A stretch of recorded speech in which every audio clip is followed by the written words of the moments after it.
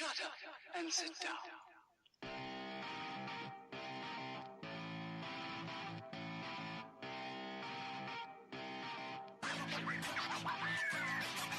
You're listening to the Cheaters Never Pin podcast, a proud part of the Section 328 family. Follow us on Twitter at CheatersInVRPin. Now, live from ringside, it's Mr. Workrate and JC. Oh, we back, son. Your letters and notes have reached us finally. Yes. We heard how sad you were that we both fell asleep. Or I fell asleep. We missed recording last week. But we back. Yeah. It's good to be back. It is. This is good to be back on the Cheaters Never Pin podcast. As always, my name is JC, and my compadre next to me here at the announce booth, my good buddy, Mr. Workrate, Tom. Yeah, it felt like something was missing last week, and I don't know. This is a part of my life now, and I need to accept it, and I need to just embrace it full on. Right. I feel you there. Me too. I need to not fall asleep before the main event of SmackDown like I did last week. You're getting old, JC. Admit it. Well, last week like me. We were trying to record early because I was going to be out of town Wednesday and Thursday. Then I fell asleep and you had softball, and then we both went, holy shit, it's 11:45. Yeah. So, anyway, yeah. Sorry. And then to piggyback on that, we were also discussing what to talk about on this show. We're like, yeah, not much is happening, is it? Yeah. So we were like, we didn't really miss anything. No, I admit, had we taped last week, it would have been somewhat interesting because you would have been half awake and I would have been probably pretty well blitzed. So, which if anyone here has never experienced me really tired, I feel drunk. Which I think most people do. Yeah, it's that same kind of slurred effect. It's just I'm extra love. Yeah, I'm close to that in a delusional manner right now after 30 hours of Destiny 2 in the 2 days it's been out. I was going to ask you how many hours you had in there. I looked it up. I put in 30 hours, Tom. And if work still employs you. I had these 2 days off on purpose. I have to go back tomorrow. But then I'm on vacation next week. So, bet you can't guess what's going to happen for a week. The millennials call those staycations, don't they?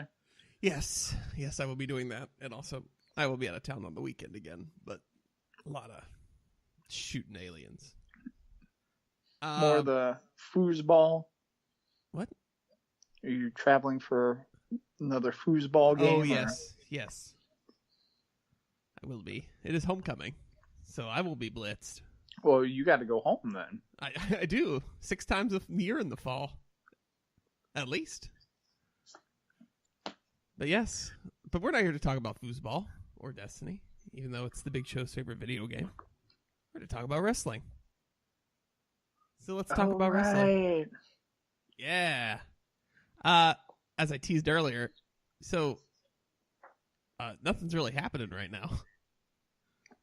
No, SmackDown is in slow build mode since their pay-per-view is still 6 weeks away, and Raw's got another 2 weeks. So we're coming up to Hell in a Cell. Or not Hell in a Cell, but No Mercy. No Mercy. Yes, No Mercy, because Hell in a Cell is the SmackDown pay-per-view. Right. Because that's where Nakamura is not going to take the title again, because... Because fuck you WWE Universe. Because generic other Indian wrestler who has not yet been hired by WWE for a one-shot deal will come in and... I thought you were getting ready to call him Generic Mahal. No, that's his indie gimmick. That's the figure of him you buy at Dollar Tree. Yeah. So the biggest thing on SmackDown is Shane getting suspended this week for beating up Kevin Owens for talking about his children. But hey, you know what? I like this storyline. It's fun. Is anyone on Shane's side yet? I am. Kevin Owens is a nasty-mouthed heel. He said, "Don't talk about my kids again." And he brought up his kids again. He deserved it. Well, maybe Shane should talk about his kid, Owen Owens.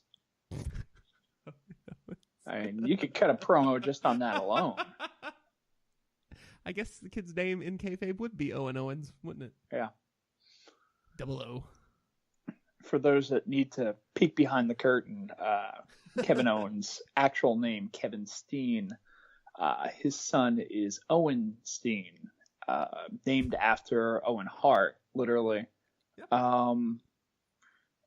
And when he went to WWE and they went through the whole "you have to change your name" thing, Steen picked Owens as both a tribute to Owen Hart and as a little shout out to his son. So, yep. In kayfabe, he is Owen Owens. Owen Owens. So that's SmackDown. Which I see Vince pitching too. He's Owen Owens. His name is both names. I love it. It'd be the only time he would leave someone with two names. Like, I love repetition, god damn it. It's like maybe he could stutter, and you don't know if it's two names or not. No, it'd end up being a comedy gimmick, and his entire thing would be like, "Are you saying my last name first or my first name last?" As someone who went and still goes through that to this day, that would be a horrible. How do you go through that? No one's first name is Edwards. They take off the S. Okay, I get Ed. I get Edward. Ed. Oh shit. Why did you tell me this? I get Mr. Thomas. Mr. Thomas. I don't know why I need to say that like Paul Heyman. It just felt right. Let me throw you a volley, sir. I know why I needed to say that as Paul Heyman. Because that gets us to the real topic of the show. We decided. Yeah, see, look at that. I segged the shit out of that. Segui. Yeah. My Segui juices are flowing. Okay, back on the rails, please. Okay. We decided, since there isn't really much else to talk about in the realm of professional wrestling. Oh, Ric Flair's still alive and cut a promo on Twitter that you should watch. I think it was the only other thing we discussed. And then fired his agent. Yeah. And then we'll talk about the Mae Young Classic when it's next week before the final. And maybe a guest. Ooh, yeah, that's right. We will talk about that next week. What's that, Tom? I just found a little object in my new recording studio here. And it said "squeeze me," and of course, you know, I can't not follow instructions. That's a good point. And it made a song. So, going back to that time I did a bad Paul Heyman impression, that led me to remember that we're talking about Tom's experiences tripping from, remind me where in New York? Well, various places on Long Island. Okay, so from Long Island, because it's all the same. Everybody thinks it's just Long Island. That's good, right? That's all just generically called through everywhere. So yeah, I mean, so from Long Island to Philadelphia, PA, many times to sit in what is now the 2300 Arena, which was at the time the ECW Arena, to watch utter absolute chaos occur. So yeah. I know, I think you've only ever told me one story, and we'll get to that one. Okay. But my first question to kind of start with this, how did you discover ECW? Okay. I ended up discovering ECW, oddly enough, through kayfabe. Okay. In the mid-90s, the sheets were out there, but a lot of people didn't have access to them. It was kind of lack of internet accessibility, so you kind of knew about wrestling from what you watched, you know, what was available on TV, and which in the Northeast where I was only WWF and WCW. And through word of mouth and things like that. And I was in a couple of like tape trading areas, and through getting to know people, either through there were actual play-by-mail games. Let's explore the dorkiness here. Yeah, please enlighten me to this.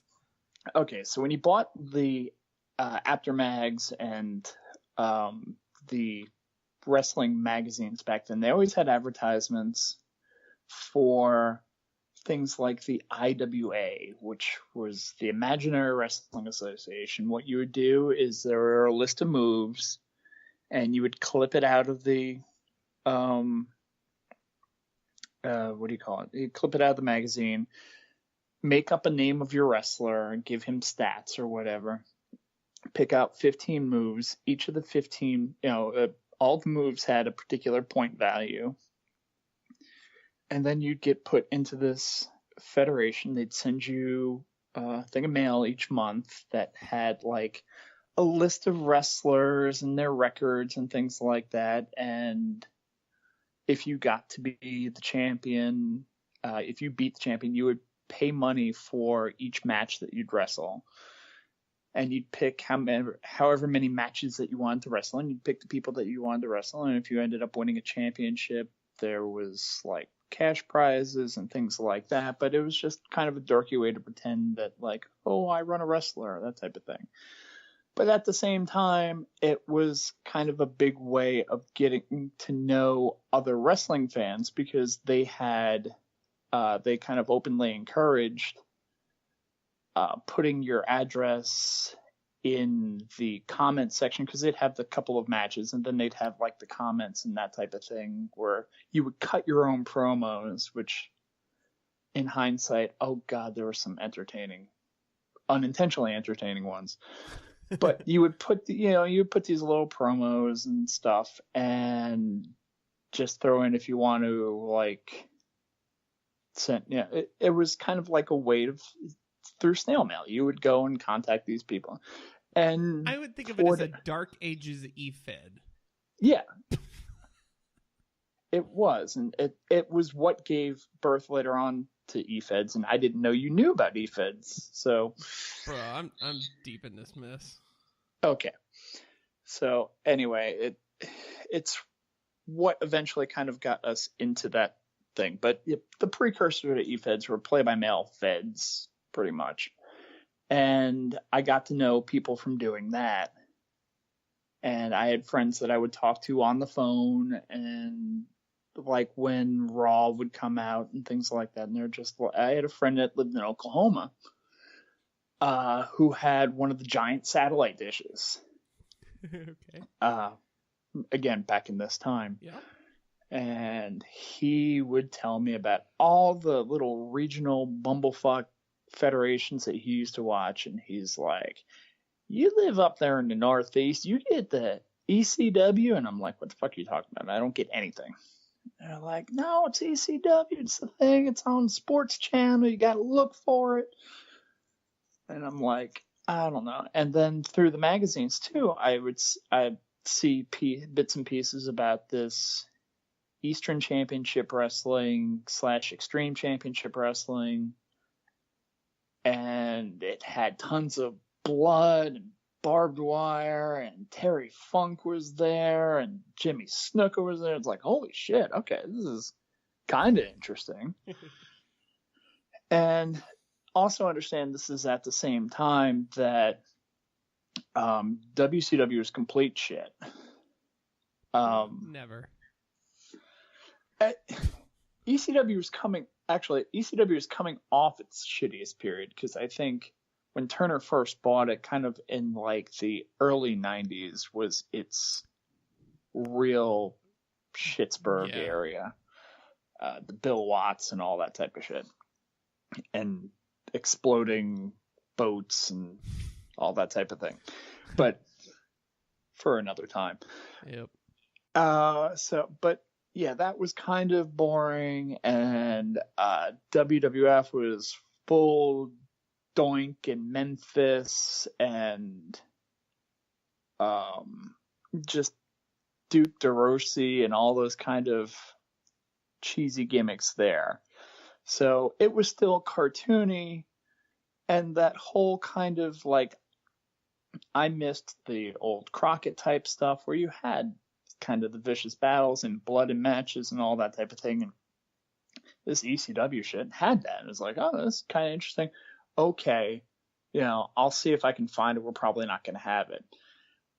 Bear in mind, too, this is in the era where, like, when you watch TV, you had to watch the channel on TV that had the scrolling, like, TV guide to figure out when the hell shit was on. Well, I can't remember what it was called before TV Guide channel. Yeah. But yeah. I don't know, but yeah. Yeah. It was the channel. So you'd sit there and you'd watch, and as it turns out, he's like, it looks like it should be on MSG. So I got MSG. I didn't get, and at the time, Paul Heyman was actually buying video time on what was called Sports Channel Philadelphia. And Sports Channel is technically in a whole bunch of different little... Is that any relation to partner of the media empire, Sports Channel 8? No, it is not. At least not to my knowledge.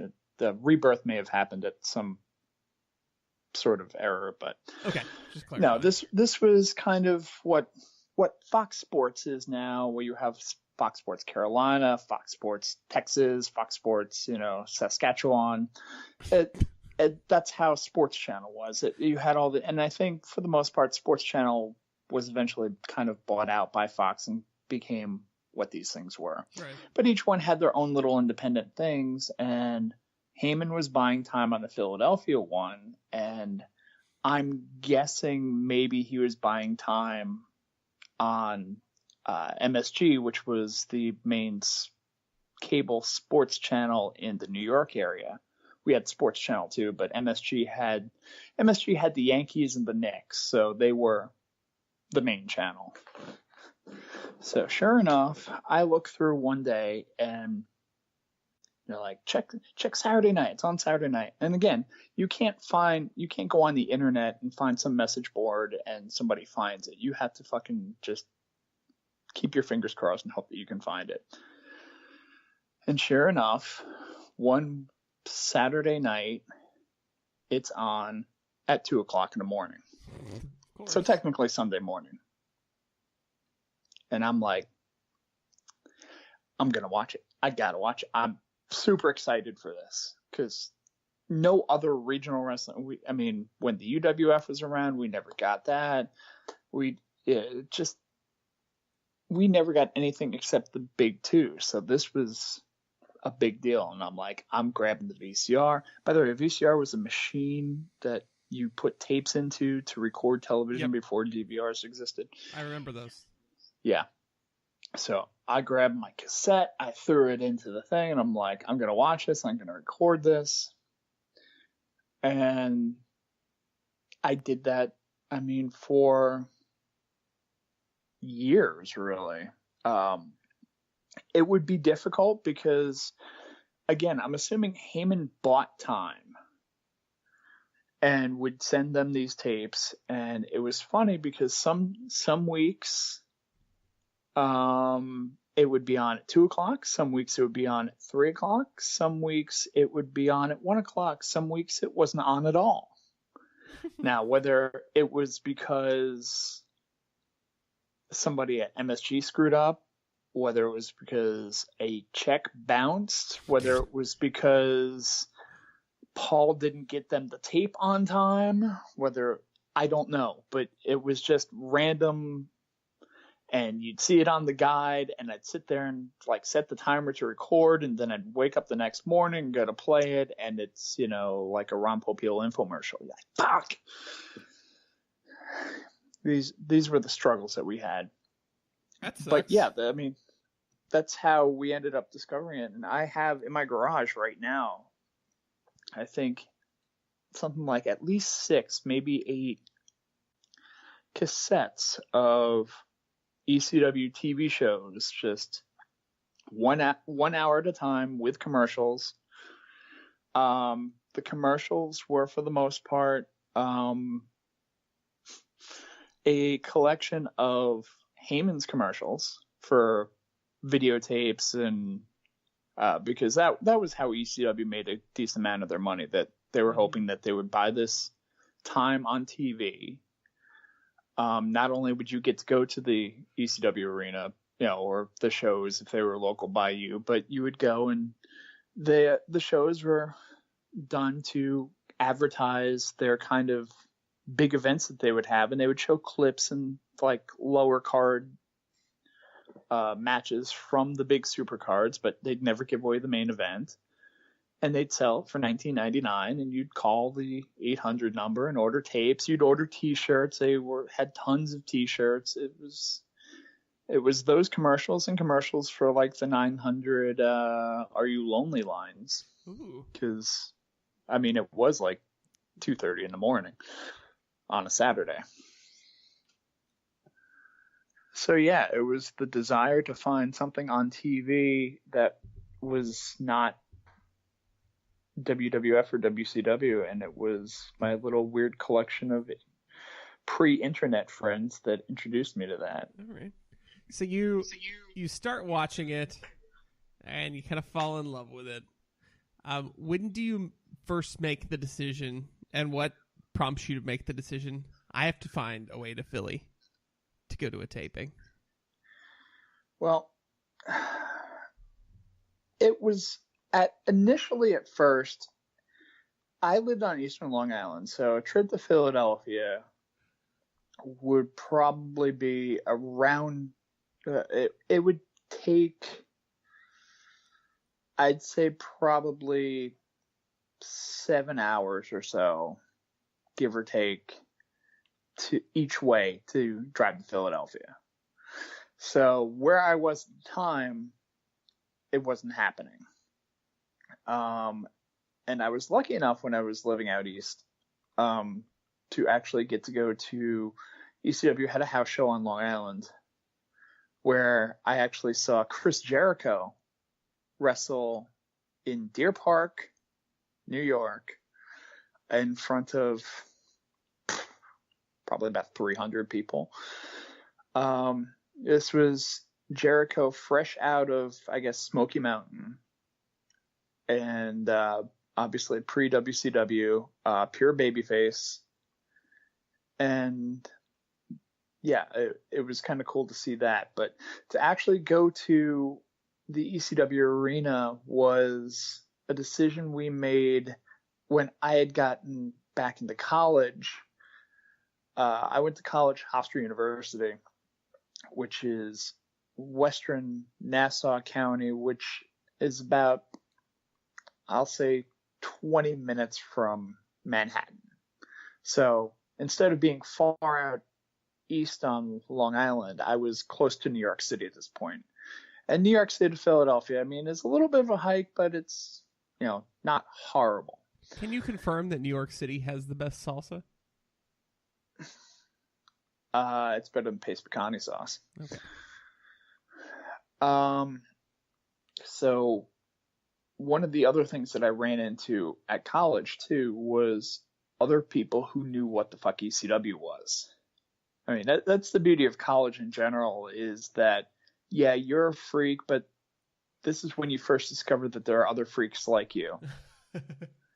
Again, before the age of the internet, when you realize, well, a bunch of people down in their basement are just like you. But so I had a couple of ECW shirts, and I'd wear them around campus or whatever. And it was almost like a little special club, because people didn't necessarily know about it, or, people that realized there was a wrestling shirt but just would avoid you on purpose. Which ECW shirts were you wearing? I had an ECF&W shirt. Okay, that's the one I pictured you in. What was the other one? I think it was kind of like the I want to say it was the traditional one, but that was just like Extreme Championship Wrestling. Okay. Yeah. But the ECF&W shirt was the one that I wore the most. Of course. And yeah, for the most part, people kind of ignored it. But every once in a while, you'd see somebody and they just kind of put that finger up and be like, ah.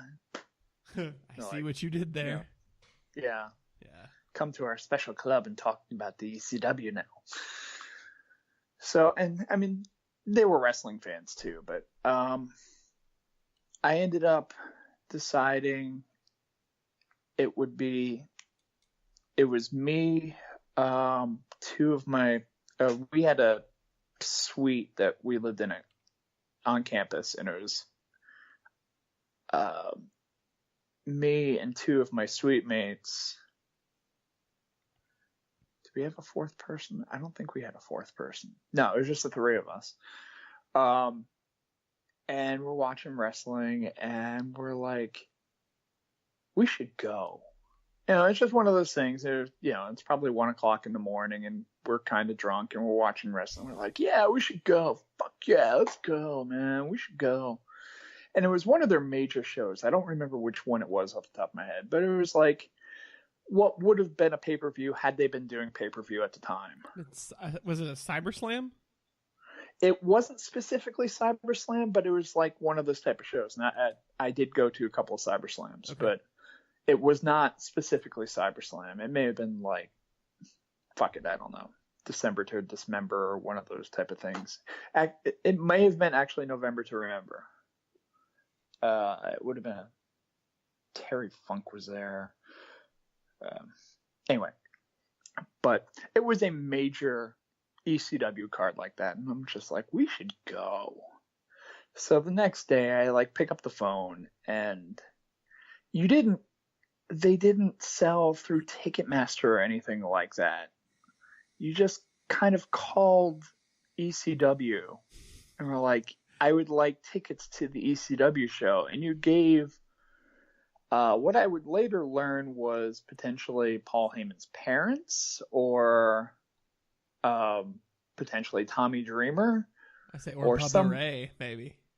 For that first card, I don't think Bubba was in there yet, but yes, later on down the line, it could very well have been Bubba or one of Bubba's associates. Sounds ominous. I heard Stevie Richards was doing a lot of the ingoing and outgoing and all that type of thing. So anyway, one of those type of guys. And I ordered tickets, and sure enough, and I have the envelope somewhere because I kept it. I got an envelope sent to college that looked like it was handwritten by a 7-year-old with my that was Heyman. with my printed out, like, and the tickets looked like they were tickets that like you'd make in a word. You'd go down to your local coffee. I mean, they were professionally done, but they didn't look like, when you have tickets to any event, like Ticketmaster type events, they look a certain way. Right. These looked like tickets that you would buy to like your high school prom, where they were printed out nicely, but they were on cardstock. Come on. Yeah. That's pretty much what it was. It was like orange cardstock tickets. And that's how PWG does tickets. So. And there are no seats. There are no nothing. It's general admission. Get in the door. So I'm like, well, fuck it. We got seats now. We got to go. Again, we know very little about what's going on. And at this time, we do have internet access, so I can at least look up and like print out something on MapQuest or whatever the hell it is that we use to figure out how the fuck to get to Philadelphia to get to the event. Yes, kids. We used to print shit out from the internet. So we printed out our maps, and we're like, we're going to go to this fucking wrestling card and see what's going on. So we end up, it's the three of us, and we drive from Hempstead, New York to Philadelphia, Pennsylvania, South Philadelphia, Born and raised. where people were born and raised. It is walking distance. The 2300 arena, which was at the time that I was going there, I guess it was unofficially the ECW Arena, but it was Viking Hall at the time. I think that's what the sign literally said. Okay. And it literally said bingo on the side too. Of course. So that's what yeah. That's what we call it. There's the bingo hall. It was located under an the parking was under an overpass. Less fortunate people all over the place. Down the road was Tony Luke's cheesesteaks, which would come into play a little bit later, but that's where that was. But when we had gotten there the first time, we were just like, all right, well, let's just park the car. Oh, by the way, will the car be here when we get out? Because there's no pay for parking. It's just in a gravel kind of like area, and just park where you can and see if you can get in. And we got in. It's, if you've ever seen ECW, the cards that they would have at the ECW Arena, picture that size and then cut it in half. It was the smallest fucking building. No air conditioning, and just an interesting clientele in general. But we went there, we watched the card, it was great. We got back out to the car. It was still there, intact, 4 wheels and everything. We drove back home. We sang No Doubt. We stopped at the Chesapeake, I think is actually the name of the rest stop on not the Jersey Turnpike, on the Garden State Parkway. And it's Chesapeake, Chesapeake, I think is the actual Native American name, but spelled out, it's Cheesequake. Chesapeake, probably. Yeah. And we saw that, we lost our minds, because again, we're delirious. We're sober. We're just completely like, you just want the cheesequake. This is like, it's at least 1:00 in the morning at this point, because again, we've watched this 4-hour card. We traveled 3+ hours in a car to get there. We're traveling 3+ hours back. We've got no sleep. We're blaring No Doubt. And we just see the signs for Cheesequake 2 miles. We're just like, we must have the Cheesequake. As one does. So, yes. So tell me about what's the like, you walk in the doors of the ECW Arena for the first time there. What is your first thought when you walk in the door? Like, what are you experiencing? What's it sound like? I've always wondered what that building smelled like. What are the people doing? It is, when you first walked in, and again, things have changed since then. But back then, the first thing you think of is massive humanity. Okay. Because it's just, it's people that I think there are tables set up to buy merch, but for the most part, it's folding chairs all over the place. There are some connected. And at the time, there seemed to be kind of like unwritten rules of where you can go, where you can't go, because you have these regulars that are always there. There's a reason why when you watched every ECW show from like 1995 to 1999, pretty much, the same like 20 people are in the first 2 rows on the camera side, because these are the guys that have been there forever. Right. There's Hawaiian shirt guy, there's old guy in sunglasses, there's sign guy. Yeah, There's Sign Guy, not to be confused with Sign Guy Dudley. Correct. There's the kind of homeless looking dude. Yeah. Anyway, there's what the hell's his name? Faith No More guy. Anyway, but the main thing that I think I remember first when I was walking around was pretty much getting my stability, because there was so much liquid on the floor.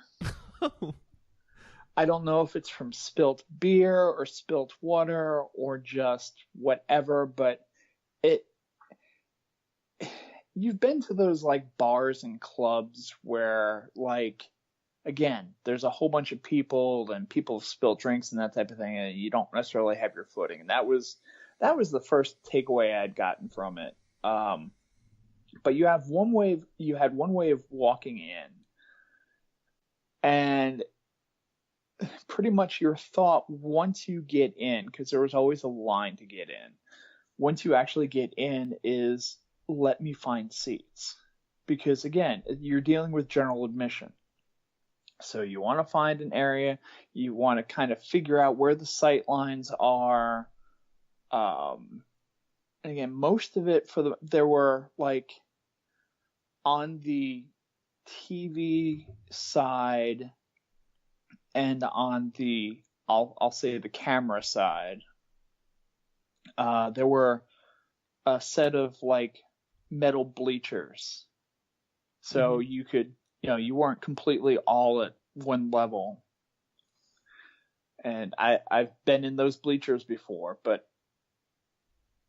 for the most part, everything else was floor level. So you were kind of looking for your spot. And if you couldn't get that close, you kind of wanted to get to those bleachers or somewhere else. So you didn't have to worry about like seeing past the guy who wouldn't like sit down for the entire time. Right. But that's kind of like that at most like house shows or, floor seating. The people that were there. Yeah, this is one of the parts I like. What were the people like? Okay, so I don't know if this is the story I told you. It may have been. The story I heard was the bus. Okay, so this is not the story I told you then. I swear I've told you this one though, but so we get there, and this is not one of my later times. This was my first time there with my two suite mates. And we get in and we're looking around and we're trying to figure out where to sit. And we look and we see like over where the barricades kind of set up for the pathway where the wrestlers would come out. So for the most part, you can kind of walk all the way around one way, but then it stops because of that gate, the barricade. And once you get to that point, you kind of can't cross over that. So you'd have to kind of back yourself around the other way to go around the other way. So we kind of got to one area and then realized where the barricade was, and we're like, fuck it, we'll just stay over here. And we look over, and this woman is hanging over the barricade, and she's like, Jimmy! Jimmy! Okay. Kiss my ass, Jimmy! Kiss my fucking ass, Jimmy! And we're just like, okay. And we're like, Jimmy, are you? Because Jimmy's not, whoever the fuck Jimmy is, Jimmy's not even paying attention to this shit. Jimmy! Fuck you! Kiss my ass, Jimmy! We're like, I wonder who Jimmy is. Jimmy an actual person, or is she just like off her meds? And finally, we realize who Jimmy is, because like other people are kind of fucking with him. So apparently Jimmy's a known guy. So there are these people that just like, like nudging him or whatever, and he's just like Jimmy. And he turns around and he's on the other barricade. So for whatever reason, I guess she went one way and got to the thing, and Jimmy went the other way. So they're separated. Maybe they're supposed to be together. Maybe not. I don't know. But then Jimmy turns around, just drops his head, turns around and goes, "Fuck you, Mom." ECW, ECW. Yeah, we actually started chanting that. It was It feels like quintessential. Like, also, if anything, you should really chant Philly, Philly. And it was just like, we just looked at each other. We're just like, this is living up to every little bit of reputation this has. I don't even know how to keep going past that story. Lord. So you think the liquid on the floor was beer? I was going to say they sold beer and they sold some beverages, and I don't know if they had a liquor license or not, but if you've ever listened to Paul Heyman and all of his things that he was doing with the ECW, Paul pretty much did what he wanted to until someone told him not to. Yep. So, since we've already gone for 40 minutes, and I feel like this could be this could be a 3-episode series. Let's go ahead and get to the bus story. Okay. So, the way I understand it, to kind of set this up for you, they start offering bus trips through ECW. Is that correct? Yeah. What happened was when you'd watch the ECW show, and at this point, this is 97, 98. ECW was realizing, I guess, that ECW 1 was on a more regular time.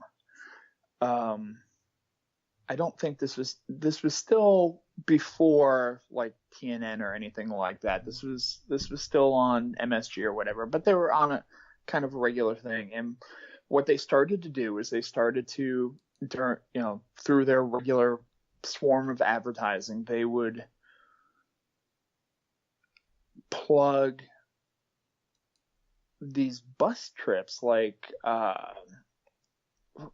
from the New York area, contact this phone number to if you're interested in trekking down to the ECW arena. So we're like, oh, okay, this could be interesting or whatever. So we end up contacting the number, and the name of the guy who was running the bus trips, and I don't know if he was kind of entrepreneur on his own that kind of gave Paul a cut, or if Paul had the kind of idea and just put it in somebody, look for somebody else to do it and just ask for half or whatever. But all I know is the guy's name was Uriel.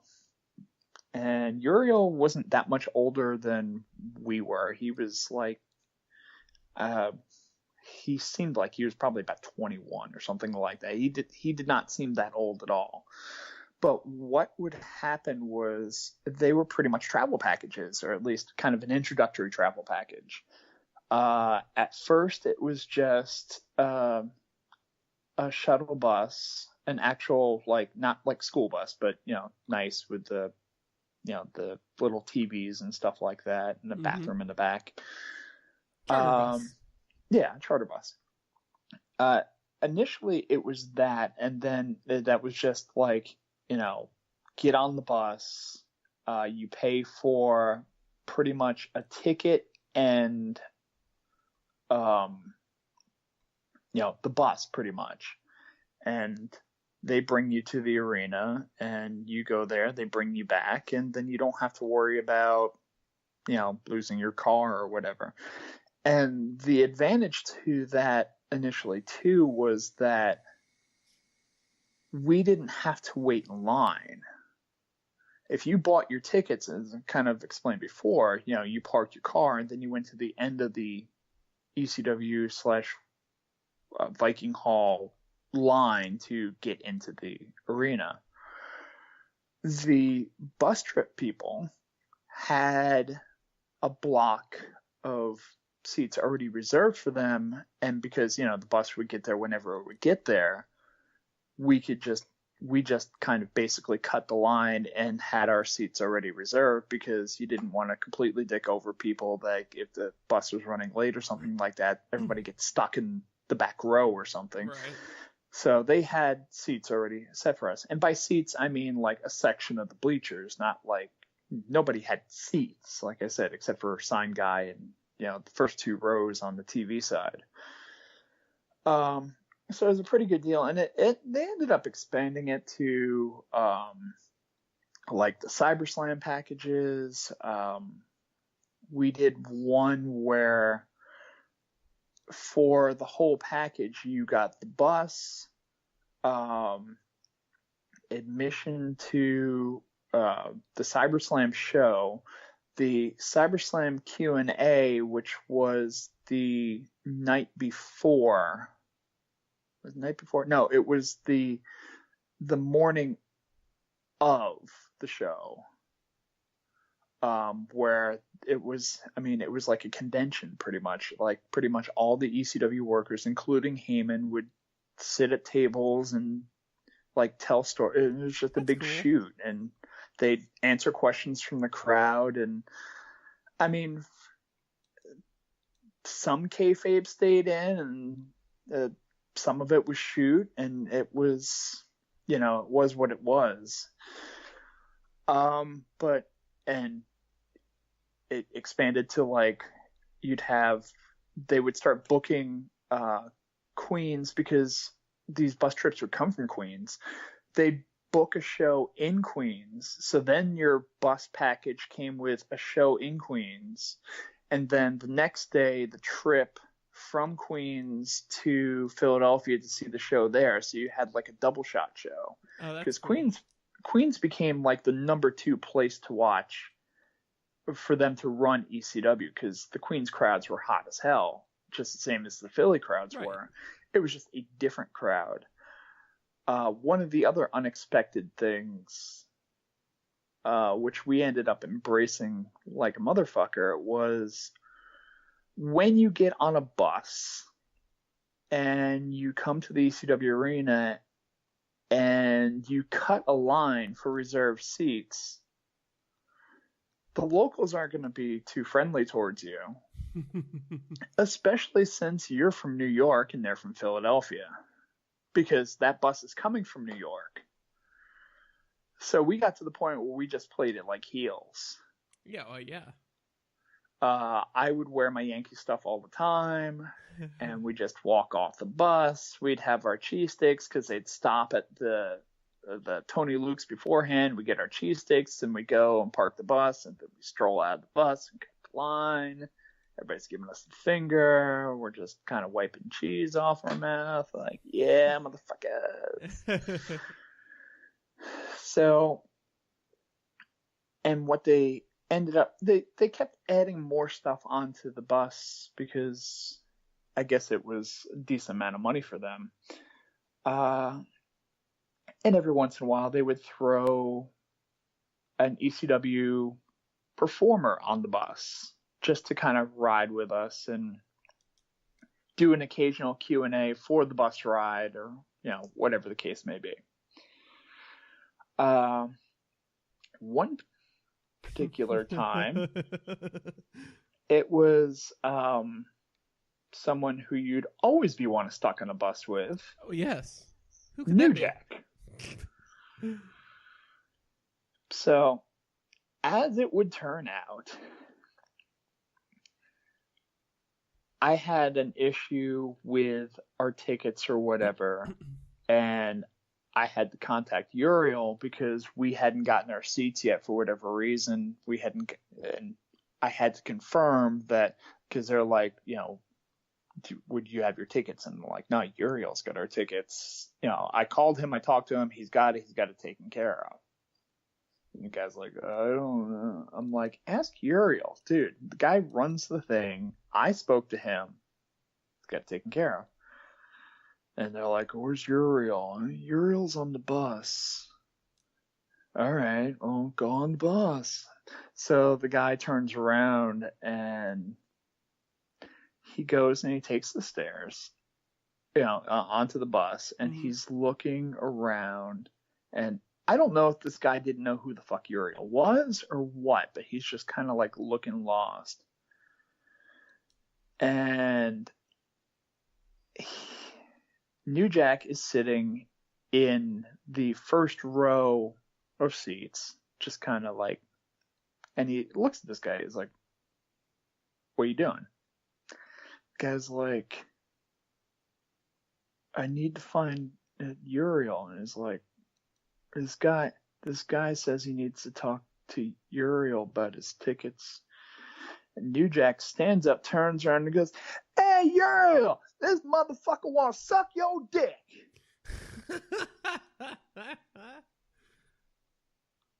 And I'm like, yeah, hey, that's me. Hi. I want to suck Uriel's dick, I guess. Because what am I going to say? New Jack, don't say that about me, sir. New Jack, I don't want that's him incredibly rude. I don't want him to take out a box cutter or anything, so. I want him to go all mass transit on you. No, and yeah.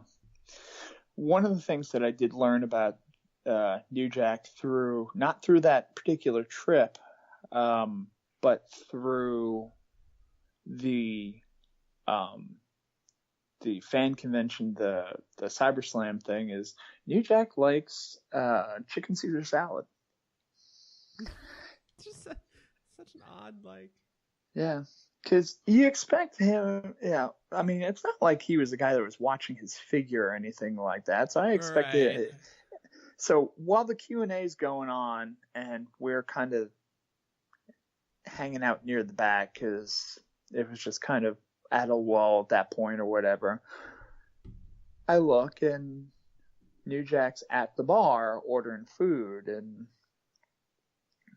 I'm just like, hey man, I didn't suck Uriel's dick, just so you know. And it's just like, like, all right. And that was pretty much the end of our conversation, but I'm like, chicken Caesar salad, huh? Like, yep. I'm like, all right, I'm going to walk over here now. Because, again, I'm not too sure what's going on. That's but funny. Those fan conventions were great, though, because you got to meet and take pictures with them, and there was no additional cost. It was kind of built into, they just had it at a local, Bingo I'll hall? say Hilton or whatever, like the little kind of convention room or whatever. Mm-hmm. And they just set up tables, and after the fact, they set up more tables where you can just kind of meet and greet and do whatever. And people came in, people came out. I talked to Nova. It was like before the Q&A. I talked to Nova outside one for like about 15 minutes straight. That dude can talk. And he was just looking for anybody to talk to, I think. He was just like, hey, how you doing? You like wrestling? I'm like, okay. But yeah, it was a great opportunity to like meet all these people and just kind of talk to them on a one-to-one basis. It was weird kind of looking back because I ended up talking to, I was a huge Steve Carino fan at the time. And I talked to him about baseball because he's a huge Phillies fan, still is. If you follow him on Twitter, he talks about the Phillies endlessly. And yeah, he talked to me about it because I had my Yankee stuff on. He had his Phillies hat on, and I have a picture somewhere of me and him posing and just doing that kind of generic wrestling pose. But I just remember him like looking for a gift to get his son to come home with, because it was like, I don't know if it was Easter that weekend or whatever, but he was just looking for something. And he had this giant like stuffed bunny rabbit. And here's, Steve Corino with this giant bandage on his head from like the huge blade job he had done the night before. Right. And his Phillies hat and a giant like stuffed bunny. And I realized like later on, like more so now that bunny rabbit would have been for Colby Corino, who is now a wrestler himself that's worked for Ring of Honor, and I don't know what Colby's doing now, but been arrested a few times. I don't know. Is that right? Am I thinking of someone else? Maybe not. Maybe I just slandered somebody. I don't know. Yeah, pretty much you're down for libel there. Wait, no, slander's the talking, libel's the right. Had you written it down? Yeah, maybe I did. I don't know. Maybe it's in my shredder. Fun. It could be. So, I'm sure you have 800 more stories about ECW Arena. Maybe not. Yeah, I don't. They're there. I don't. There needs to be some kind of trigger for them necessarily. So. Oh, we can make that happen. Yeah. Cool. Well, if you're out of ECW stories for now, I got something for you. All right. Match exchange. Not hearing it for a week makes it so much funnier 14 days later. Shrapnel is everywhere. It's time for the match exchange. I'll go first. Okay. So I watched from Slamboree 97, Steve McMichael versus Reggie White. Why? Why? Why was it so bad? I mean, I know why. Okay, it's terrible. You should never go out of your way to watch this. In fact, if you're like, I'm going to watch Slamboree 97, just skip that match altogether because it doesn't even matter. Everything in it is terrible. The run-in by the other football player is terrible. The fake finish with the briefcase still being thrown around the ring and being faked out, terrible. It was awful. I think I just sat here watching it like mouth wide open, like I can't fucking believe this is a thing. It was terrible. I hate you. I deserved it, but I hate you. Yeah, I was mad at you. I'm sorry. I know. Do not watch this match. -5 stars. That's what I was going for, so. And you succeeded. What did you watch, Tom? I mean, I know what you watched, but help me out with pronunciations. It's Kari Hojo, who is now Kari Sane. Versus, what is it? Io Shirai? Io Shirai, right. It is Io, okay. That's how you spell it, too. It's crazy. You didn't tell me specifically which one, so I took the first one I found on I linked YouTube. it on cheatersneverpin.com, Tom.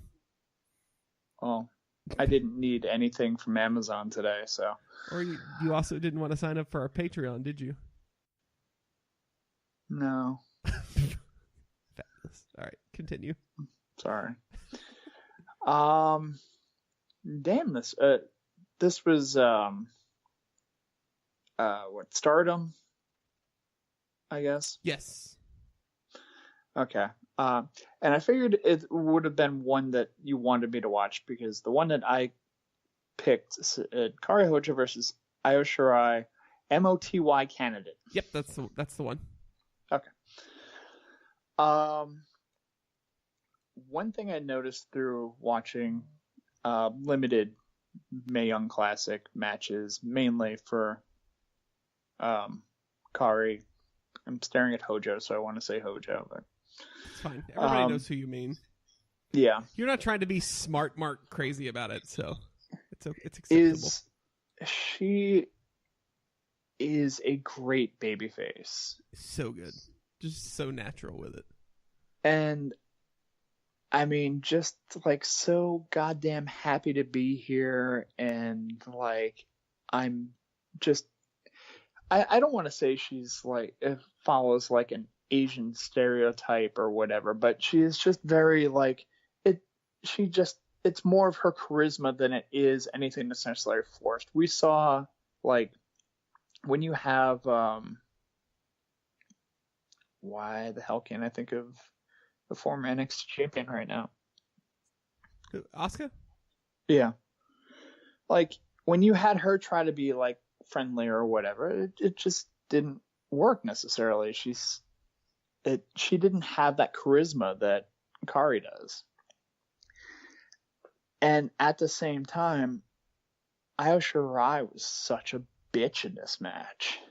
Yeah. So it played off extremely well. Like, this was like such a good traditional babyface versus heel match. I mean, Kari's like pretty much selling everything to death. She is a Ricky Morton face in peril like few others in this match. And I mean, at the end, Hojo drops not one but two of those glorious elbows. Yes. And then proceeds to win the title and cry more than Atsushi Onita after an exploding death match. So I enjoyed this a lot. And I can't wait to see more Kairi Sane and her weird yachting cosplay. It's a shame Io Shirai is got rejected from WWE. Or not rejected. That sounds terrible. She didn't pass her physical. But yeah, that's what I was going to ask about, because I wasn't sure what was going on with her, because I thought they had signed them both at the same time. Yeah, they had never announced anything about Io Shirai, and then she finally had her final show, and then she flew stateside and went to Pittsburgh. I'm sorry, to have her physical, and they found neck issues, and obviously she did not want to have surgery and wait, so she is back in Stardom.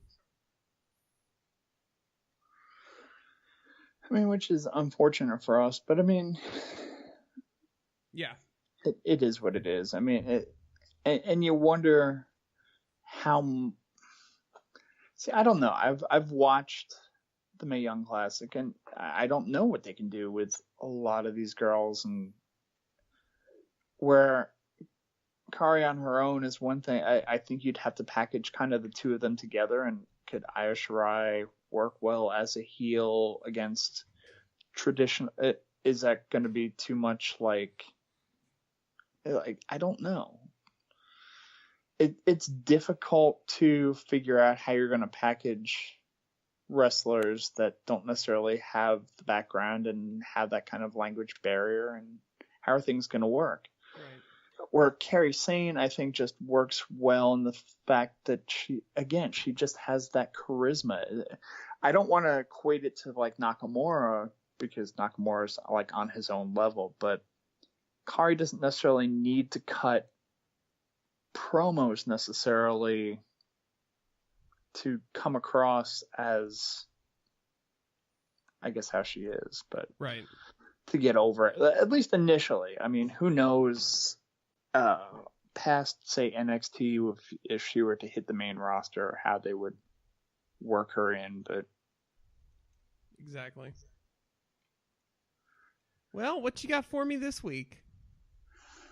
Well, since we're talking about ECW, nice. And ScyberSlam no less, the match I have for you is ECW ScyberSlam, April 3rd, 1999. Okay. Yeah, I think that's the right one. Yeah, 99. Taz appears to take on Steve Corino. However, Corino cannot participate in the match because this is Carino's true cowardly heel run through ECW. And he announces his surprise opponent, the returning Chris Candido with Tammy Sitch. Oh, nice. The link I'll give you is Dailymotion and not YouTube. So it's from TV. So technically, if you go through the network, you could probably find this match there as well. I think they're on the network. I don't know. But yeah, this actually has all the audio intact. Okay. So you get the full experience. Yeah. Okay. Cool. Yeah, send me that link. I have for you a match featuring the winner of this past weekend's 2017 Battle of Los Angeles versus my personal favorite wrestler. So it's Prince Devitt versus Ricochet from RPW in 2013 from Rev Pro. Okay. Yeah. It's Indy Devitt, which I know people are like, yeah, that's way better. Fuck you, he's still great.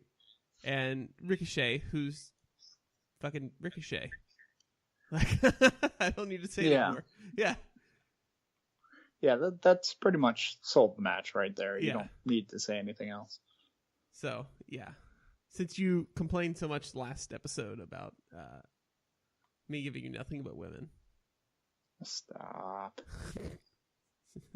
Tom hates women. I gave a glowing review to that match. You gave did. me. I knew you would. It was really good. All right. I think that about does it then for this weird storytellers episode. Yeah. It was fun. If by some chance you stuck around and listened to this whole thing, and you have any questions or anything like that about kind of what we went through, and just have any further questions, hit us up on the Twitters or on Facebook or whatever means of communication you want to communicate with us. I say tell the people where they can find you on the internet, Tom, and they can hit you up. You know, I was getting to a point, but okay, you can find me. You didn't let me say my thing, and I thought you were just going to plow ahead, and it was going to be really awkward if I didn't say the thing.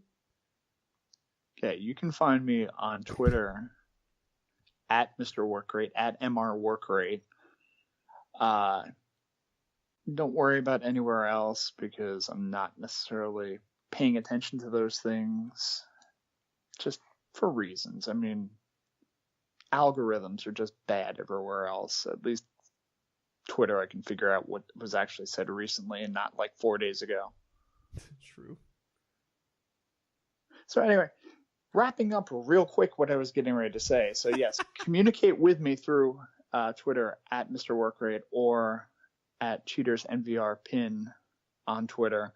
And just hit us up with any other questions you might have, say, about ECW or any questions that you might have had about this particular episode or anything else that you want us to kind of go in depth about. If you like the idea of this episode, want us to hit something else, hit us up with that idea. I mean, we don't necessarily have to like go over the news each week. We're open to whatever at this point, especially when we're having slow news weeks. So yeah, if there's a special episode, a very special episode you want us to address, let us know. Oh yeah, for sure. And we're gonna have to sit down soon and schedule our next drunk cast with our two guests for this one. Ah, yes. Pat and Oliver. So Canealytics and former Canes prospects. Is he former Canes prospects? I don't know how to phrase that. He still kind of does it sometimes. Yeah, but that guy and the other guy, they'll be here. So submissions are open for whatever you want us to watch when you subscribe to our Patreon.